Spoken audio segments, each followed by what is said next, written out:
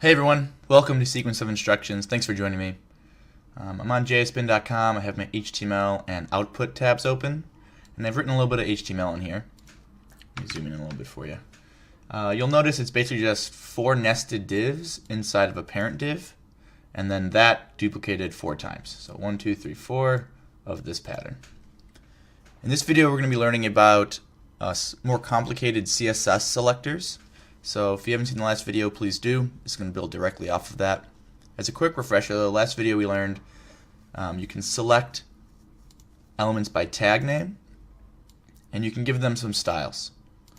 And these styles will affect kind of how they appear on the page. These are the styles I have. I just opened my CSS tab, by the way. These are the styles I have currently on the page. I just select divs. So each one of these divs, both the parents and the children, every single one of these divs are going to get the styles outlined in my CSS.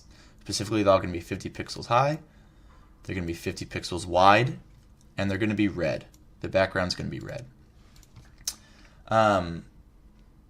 With this as a base, we're going to see how just a few more styles and a few more specific selectors can really change what your page looks like. Now, this is a very contrived example. You're probably never going to have this weird bar on your thing that you need to change. But it's just an example of how the right styling can completely change the look of your site. Okay, so let's get into the first piece of specific selecting. It's called class. And so as an attribute on an element, I can give a class. Okay? And class works just like the other attributes we learned. There's an attribute name, an attribute value. It's the old equal in quotes pattern that we learned before. The attribute name is going to be class, and the attribute value can be whatever you want. Now, if you have a space in there, like if I said row 1 or something, this is technically 2 classes. So classes cannot have a space. A single class cannot have a space, but your class value can be multiple classes separated by a space. So this will be class row and class row 1. But for now, we're just going to learn about how to deal with one of them. So what I'm going to do is I'm going to put this class row on all of the parent divs here. So these 4 that wrap these smaller ones are all going to get this class row. And you might be able to guess where I'm going with this next, but if not, just hold on to your seats here. Now what I want to do is I want to stylize, basically the reason I gave it a class is because I want to treat these divs with this class different than other divs, right? So if I just said div height width background, right, it applies to every single one, but I may not want that. I may want some divs to get some styles and other divs to get other styles, and so just saying the tag name is not sufficient. We're going to give them a class and then select using that class name. So the way you select using a class name is with a dot, and then you write the class name row.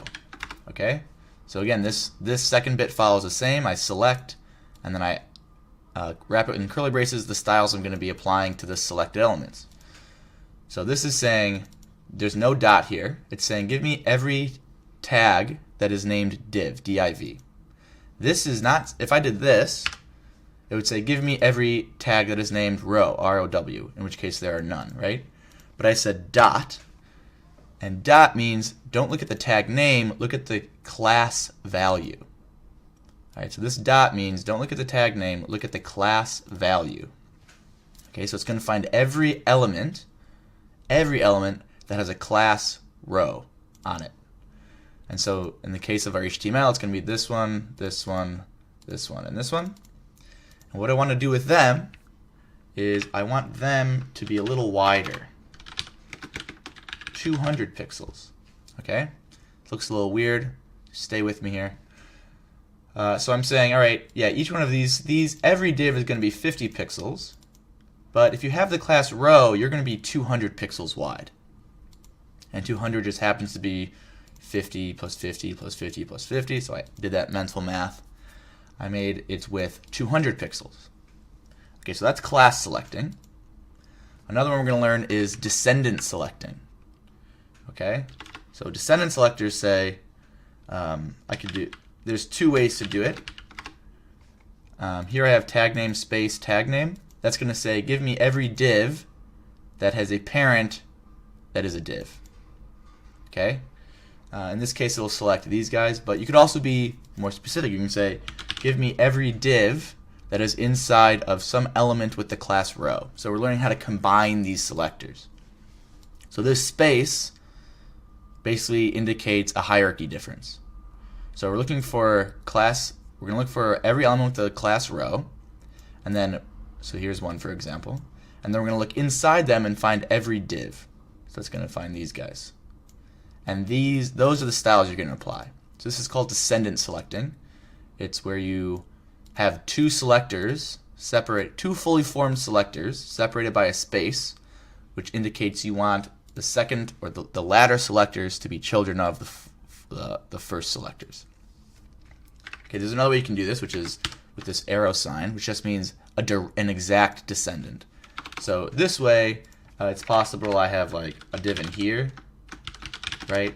And using this method, this inside div, yep, if you look up, it is a descendant of an element with the class row.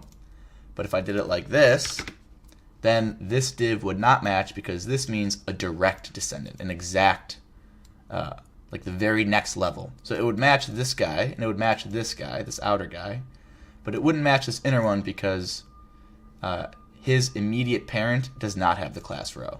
So this just means the immediate child. Okay, but let's ignore that. So let's say, all right, now I want divs that are inside rows, is basically what I'm saying here. I want them to float left. And float left, so normally divs, we learned, divs are block elements, and they're going to take it the full width for themselves. I think we actually might have learned float left in a different video, but perhaps not. So they take it the full width. When we say float left, we're going to say, no, just take up the amount you need and like shift to the left. So if I inspect it here, this is confusing. Let me pop this out. Oh, actually, I'll leave it there. So you'll see, here's my div, my row, my div. See how they're now stacking to the left of each other? It's because of this style. Without it, you see they're all on top of each other. 1, 2, 3, 4. The second I say float left, so they have their, I can't highlight it and show you, but they have this blue box here and then this orange box here. That shows how much space they're using and how much they've allocated. When I say float left, you'll see now they don't have that orange box. They don't allocate more space than they need. They only take up the space that they need, and they float to the left of one another. So float left, this guy goes, he's going to go as far left as he can, he's going to go as far left as he can, etc. So that's basically float left. And I did that for all 4 of them, so we got 1, 2, 3, 4 rows now. The last thing we're going to see is this. Let's say, well, let's do 2 things. One, let's give these different classes. So I'm going to give every other one the class black. Like this, whoops, like this, like this. So I'm doing every other, I'm skipping a few, I'm being intentionally discreet about this. And now we can select the class black. We can say, no, if you have the class black, your background color is not going to be red, it's going to be black. Wowee. And see, we just made a checkerboard. This was my end goal from the start. I kept it a secret from you all. But you'll see, you'll be wondering, wait, I thought they're supposed to be red. Why are they now black? Well, they are going to be red. So it's going to go top to bottom. And it's going to say, yep, all right, I'll make every div red, done. And as it gets later on, in addition to being later on, this style is going to override. But also, this is considered a more specific selector. There's more divs than there are classes, right? There's more elements on the page than there are classes. Classes are a little more specific. And so class styles are going to override styles applied just with the regular tag. All right, so yes, it made it red, but a later style overrode that value for elements with the class black.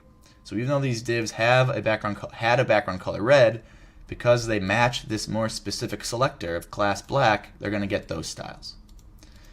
All right, and so based on the pattern I did it, it's reflected here: black, not black, black, not black, black, not black, black, not black, and then it starts not black, and then black. So this is my own. I contrived this. I thought of this. If we switched these really quick, you'll see just to really drive the point home. It breaks the pattern. So the pattern only exists because I created the pattern.